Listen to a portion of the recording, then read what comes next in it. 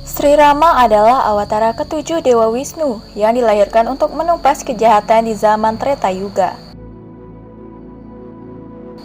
Sri Rama memerintah Ayodhya selama lebih dari 10.000 tahun. Dalam pemerintahan yang panjang ini, Sri Rama telah melakukan banyak pekerjaan yang hebat dan telah memberikan sejarah yang mulia bagi umat Hindu. Setelah kematian Sita yang tertelan bumi, Sri Rama merasa sangat tertekan. Lalu bagaimana Sri Rama yang merupakan avatar ketujuh Dewa Wisnu meninggalkan dunia ini?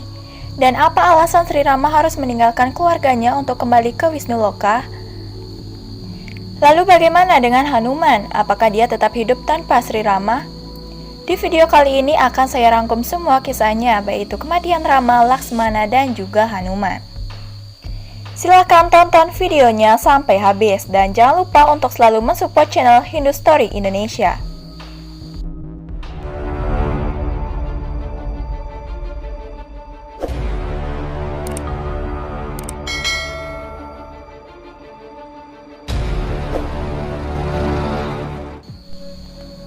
Menurut Padma Purana, setelah kematian Sita yang tertelan bumi, Rama menjadi sangat tertekan.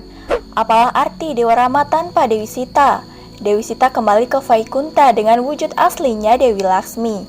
Dewi Laksmi lalu pergi ke Swarga Loka dan di sana ia bertemu dengan Dewa Brahma dan memohon pada Dewa Brahma untuk memperingatkan Rama di bumi bahwa tugasnya telah selesai.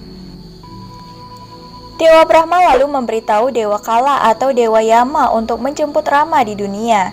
Dewa Kala pun menyamar sebagai seorang resi dan pergi ke dunia untuk menjemput Rama dan memberitahunya bahwa tugasnya telah selesai.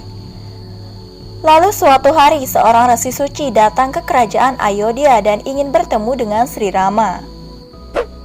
Resi tersebut memperkenalkan dirinya sebagai utusan Resi Amit Tejaswi dari Maharesi Atibal. Dewa Rama menyambutnya dan menanyakan alasan kedatangannya. Resi itu berkata bahwa saya datang ke sini karena tujuan yang sangat penting. Jadi aku ingin berbicara secara pribadi berdua saja dengan Dewa Rama. Dan Rama harus berjanji padaku bahwa saat kita berbicara, tidak ada yang boleh mendengarkan kata-kata kita. Dan siapapun yang entah sengaja ataupun tidak sengaja mendengarkan pembicaraan kita atau mengganggu kita, maka Anda harus menghukumnya dengan hukuman mati. Hanya akulah yang bisa bicara denganmu, Rama. Rama pun setuju dengan perkataan resi itu. Setelah itu, Rama membawa resi itu ke sebuah ruangan, dan Rama memerintahkan Laksmana adiknya untuk berjaga di pintu ruangan tempat mereka akan memulai percakapan. Setelah itu, Rama dan resi tersebut masuk ke ruangan itu, dan Laksmana pun mulai menjaga pintu ruangan itu agar tidak ada yang masuk dan mengganggu pembicaraan mereka. Di dalam ruangan itu, resi itu berkata pada Rama bahwa dia bukan sembarang orang suci, tetapi dia adalah Dewa Kala, dan dia datang atas perintah dari Dewa Brahma. Setelah mengatakan itu, resi tersebut langsung mengubah wujudnya ke bentuk aslinya, lalu melanjutkan pembicaraan mereka. Dia berkata kepada Rama bahwa waktu Rama di dunia telah habis, jadi Anda harus kembali ke Vaikunta. Atau jika Anda ingin tinggal di sini untuk waktu yang lebih lama, maka itu terserah pada keinginan Anda. Di sisi lain, ketika percakapan mereka tengah berlangsung, Resi Durwasa ingin menemui Dewa Rama. Ia bertemu dengan Laksmana di depan pintu ruangan itu. Setelah itu, Durwasa berkata kepada Laksmana bahwa dia ingin segera menemui Dewa Rama. Namun ia dihentikan oleh Laksmana dengan memberikan alasan bahwa Dewa Rama sedang sibuk. Kita semua pasti tahu bahwa Resi Durwasa terkenal dengan amarah yang ia miliki dan juga kutukannya kepada semua orang. Meski memberi banyak perintah kepada Laksmana untuk mengizinkannya bertemu Rama, tetapi Laksmana masih tidak membiarkannya bertemu dengan Sri Rama. Resi Durwasa lalu mulai mengancam Laksmana bahwa jika ia tidak diizinkan untuk bertemu Rama, maka ia akan mengutuk Sri Rama. Setelah mendengarkan itu, Laksmana langsung menjadi resah dan khawatir. Laksmana bingung antara mengikuti perintah kakaknya Rama atau menyelamatkannya dari kutukan Resi Durwasa. Lalu setelah beberapa lama berpikir, Laksmana pun mengambil keputusan. Laksmana tidak pernah menyakiti saudaranya, jadi dia memutuskan untuk mengorbankan dirinya sendiri.